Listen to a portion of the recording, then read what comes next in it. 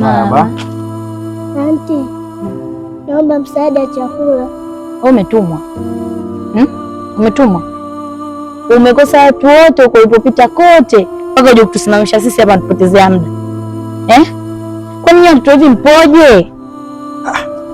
Wewe kakukosea kitu gani? Sio kanikosea kitu gani? Wanakuwa gani wanajiendekeza? Wanajiendekeza kivipi? Huyu si mtoto. Yaani maneno yote wewe kuna haja gani ya kumwambia mtoto mdogo? Tena maneno ya laana. Ametumwa nani? Mtoto akakwambia ana njaa, ana shida ya chakula. Wewe unashindwa kumpa shilingi 1000? Mbona uko na mbaya kiasi hicho? Anko, umesema ujara? Chukua hii shilingi 1000 kanunue mandazi ule, sawa anko? Wewe.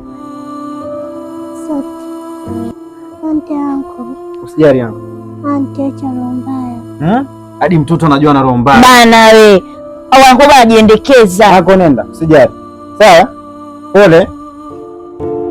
Niache siwezi kuongozana na wewe, mtu na roho mbaya kiasi.